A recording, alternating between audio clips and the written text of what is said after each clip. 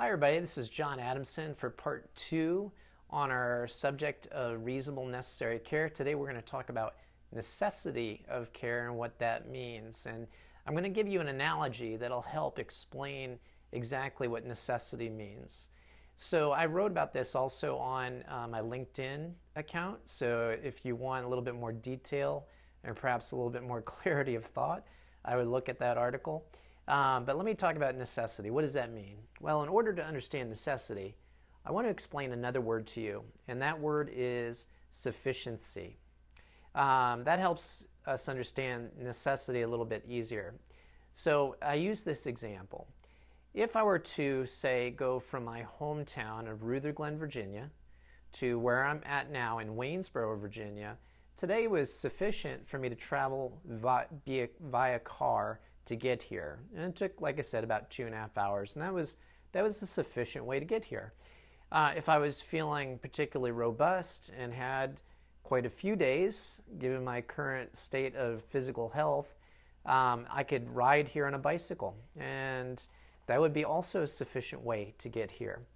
Another means might be walking. If I had several weeks, just enjoying myself along the way, camping out along the highway, I could also get here. That would be another sufficient means of getting to from Rutherglen to Waynesboro, Virginia. That would be just fine.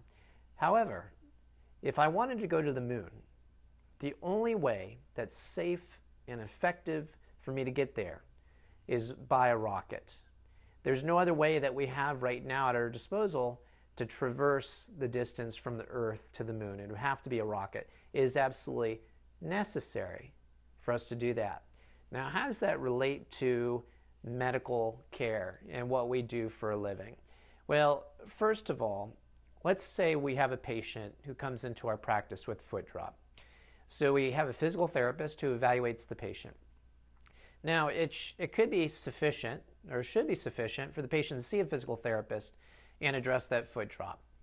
But it could also be sufficient for the patient to have gone to an orthotist, and the orthotist makes a custom orthotic. The patient puts it on, ambulates fine, and voila, they've met their long-term goal of return to their prior level of function.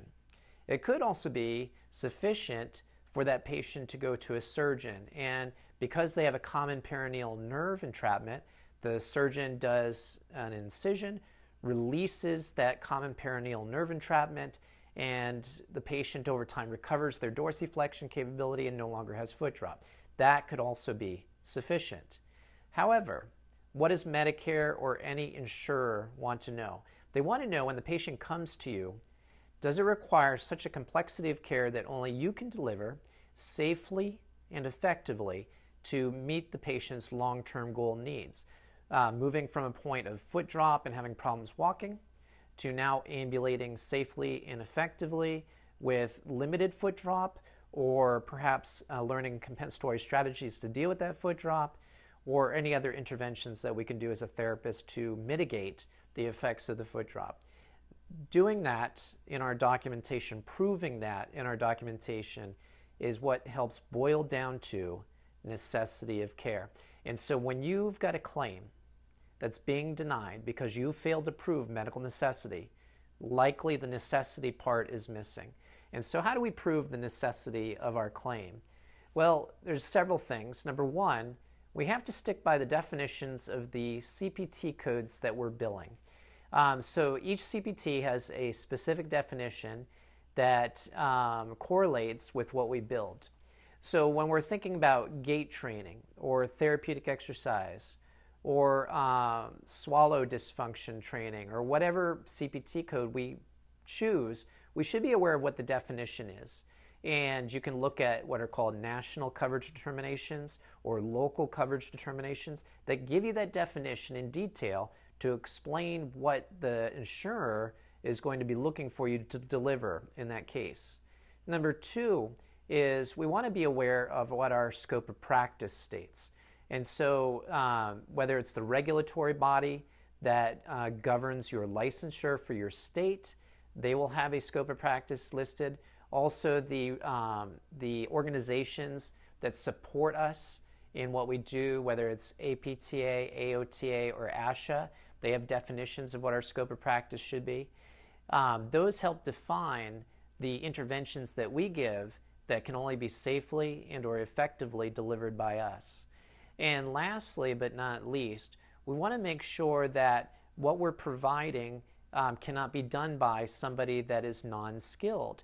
So we need to utilize language in our documentation that demonstrates that, number one, we were the one that was active in the care, and number two, incorporates some of the highfalutin words that we learned when we were in school that proves that we have a special understanding.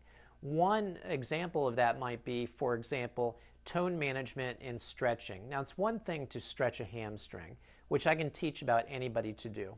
But it's another thing to have special knowledge and skill of anatomy and physiology to determine that if I apply a certain amount of pressure, let's say to the long tendons of the hamstrings, I might cause Golgi tendon organ inhibition that allows me now to have a decrease in tone in the hamstrings to extend the knee more fully.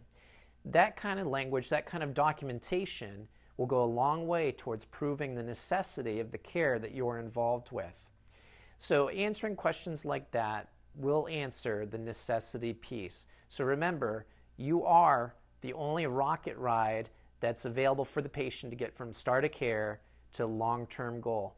There's no other way they can get there, and documenting appropriately will prove that to whatever insurer that you're utilizing, that you're billing.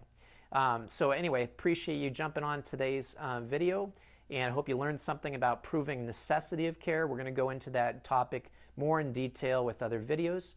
Please subscribe and please like it, and remember, I want you to go out and get paid for what you do. Bye now.